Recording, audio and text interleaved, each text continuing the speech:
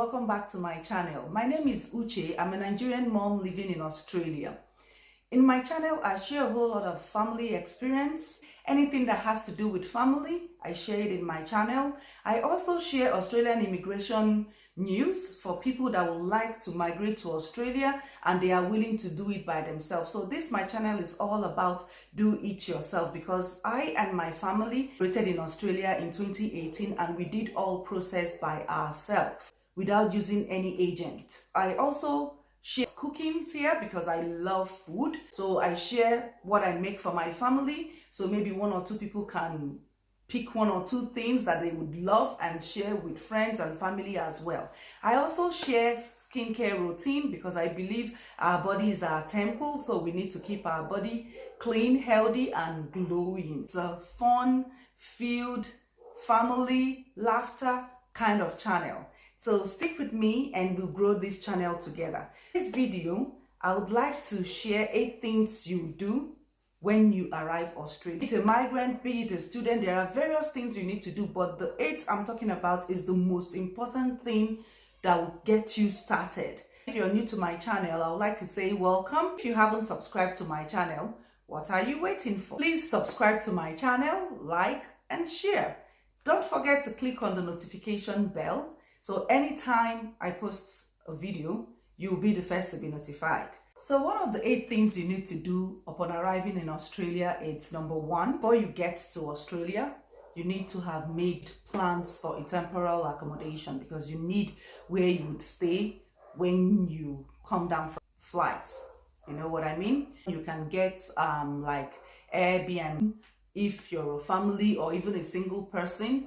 But if you're single, there are more shared room that you can get easily as a student, as a single person, that would not cost you so much. And if you can't afford an Airbnb, there are some motels around the area or the city where you're going to that you have to make plans for that, because you need a roof on your head when you land in Australia. Also, if it's possible, plan to maybe get a rental. I did, maybe I was lucky that we got our rent from Nigeria. Not everyone it's that lucky, but so try and see if you can get something yourself. But if you can't, never mind. When you get there and have a temporary accommodation for yourself, you can sort that out. I will also talk about the rental again. Next thing you need to do when you arrive in Australia is getting yourself a SIM card. You can do that by purchasing one from the airport. There are various companies that have different plans. For me, I would vote for Optus and Vodafone. I use Vodafone, and why I chose Vodafone for myself is that they have a cheap plan. They have as low as $40 plan, and in that $40 plan you get a standard call for Australia and also text messages as well. Vodafone also allows you to call some international call. Attached to that, your $40, they tag it as zone 1. Like for me, I can call Canada, US, Europe, South Africa, and other ones. They, like I said, they classified it as zone 1, and there are some countries too that they put on zone 2, and they don't charge when I make those calls. For you to get a SIM card, talk with the customer service, check their plans, and know the one that would suit you best. And if your country is not among the list of their zone 1 or zone 2, you can pay extra for you to add your country to the list of your plan. So the third thing you need to do when you arrive in Australia, especially if you're going to live in the cities like Brisbane, Sydney, Melbourne and the likes, you need a means of transportation. So you need to get yourself the bus card that will allow you enter trains and buses in the city. I live in a regional area, so I really don't need those cards, except if I'm moving to Brisbane or I'm going for a visit in the city and I'm going to stay for a long time and I want to have that, then I can buy that. So for Sydney people, they use an Opal card. For Brisbane, which is Queensland, Brisbane, Gold Coast, they use a Go card. And for Melbourneites, they use My yeah, I think I pronounced it. And those cards, you can chase them from any news agency around you. You need it if you're going to the city. That's very important. The fourth thing you're supposed to do when you arrive in Australia is open a bank account. In Australia, we have various banks. There are four most common banks. That's CommBank, NAB Bank, Heritage Bank, and ANZ Bank. So it depends on what you're looking for. You just go through their online process and read about their terms and conditions and see if it suits you. Then you can open an account with them. But the ones beating each other hands to hand is CommBank and NAB Bank. And you can also open an account in abroad. And before we came here, we opened a bank account back home. So you can transfer money from abroad, but you won't be able to withdraw money till you get here. And when you get here, you need to do some verification. That time they would have sent you a mail that your ATM card is ready. So upon arrival, all you need to do is take your visa, take your international passport and any other document you think they would need, and go to their office. And they would also tell you the office where you would pick up your ATM. If you're living in Toowoomba, they will give you the address of one of their banks where you can go and do your verification, take your ATM card, open your ATM card, and start using.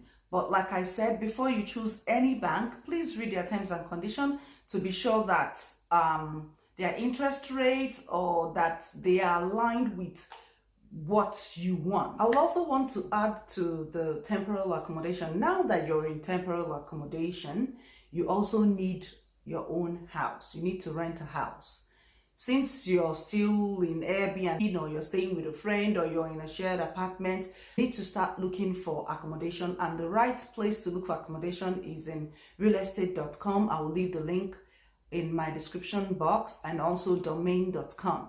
I would also advise you that if you're going for any house hunting, please dress properly, because you want to be addressed the way you are dressed, if you know what I mean. Because the real estate would also size you up to look like, will these people be able to pay for this rent? And you don't want to be tacky when you're going to look for your first house. You can also look for private rentals as well, because there are some landlords that are willing to rent to newcomers without asking for too many things, you know. So this would help if you associate yourself with people that can assist you with this part. So you also get a private accommodation direct from the landlord. So the fifth thing you need to do when you arrive in Australia is to get yourself a photo identification. When we arrived here, it was called Adult Proof of Age. April 2019, it was changed to photo identification, because you don't want to be carrying your international passport anywhere you go. So photo identification identifies you for various things, job, whatever. That's why it's called photo identification. And if you're coming to Queensland, the price is $71.80, and you can do this in any of your transport office. And before you can get your photo identification, they would require you to meet up with some documentations, which they categorize to A, B, C. I think you need to meet up to 100 points for them to issue you this photo ID. Your rental agreement, I think the rental agreement is in category 1.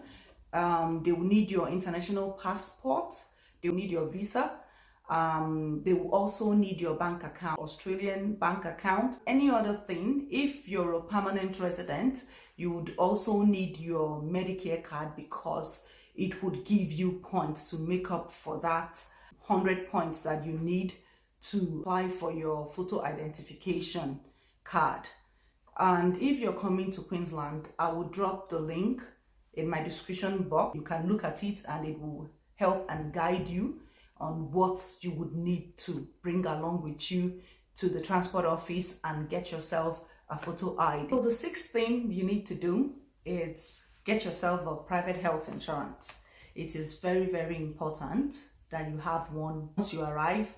If you're a student, a visitor, a migrant, you need a health insurance. You never know what would happen you really need an ambulance. If you don't have a health insurance and you don't have access to Australia Medicare card and anything happened to you, you're going to pay $5,000 for an ambulance to take you. Yes, they will take you to the hospital, but they would bill you. You don't want that to happen when you're still starting your new life. So if you're a permanent resident, you can apply for your Medicare card through MyGov or Centrelink. I would leave the link in my description box so you can look at it and know how to process that. Then if you're a temporal visa holder, there are various companies that have health insurance. All you need to do is call the one that you feel you like. Google them. There's Bupa and the likes. So you check them out, know the terms and conditions, know the things you want them to add for your insurance or the ones you don't want, then you apply. You can agree with them that you'll be paying monthly or you'll be paying fortnightly. It all left for you. But the best thing is you need a health insurance once you arrive in Australia. Even if you're a permanent resident, you need health insurance. So the seventh thing you're going to do when you arrive in Australia is get yourself a tax file number. If you're ever going to work in Australia, you need a tax file number, because anytime you're applying for a job, your employer would ask you for your tax file number so they can link your tax file number with your name, and they remove tax. You know what tax means? And they have to deduct the tax before they will pay you your salary. If not, you're owing the government and you don't want to be in a bad book in a country that you just came. So you need to have a tax file number if you're ever going to work in Australia. Very, very important. Last but not the least, you need to register for your superannuation. You might ask me, what is superannuation? It is where you save money for your retirement. We are all going to retire one day and you don't want to work all your life. You don't have any savings. Anytime you get a job in Australia and they pay you salary, your employer is mandated by the Australian government to deduct 9.05% of your salary and put it in your superannuation for your retirement. You need to have a superannuation account. There are different ones from Sunsuper and the like, so it depends on the one that you prefer. You can Google them and you choose the one that suits you and you register for your superannuation. Once you've done that, all you need to do, the way you did your tax file number that you send it to your organization, you do the same. So they will link your name, your details and your payment stuff to your superannuation. This is all for today. I hope you guys enjoyed this video and I hope you learn one or two things that will help and guide you when you're moving to Australia. Thanks for watching. I will see you in my next video. Bye.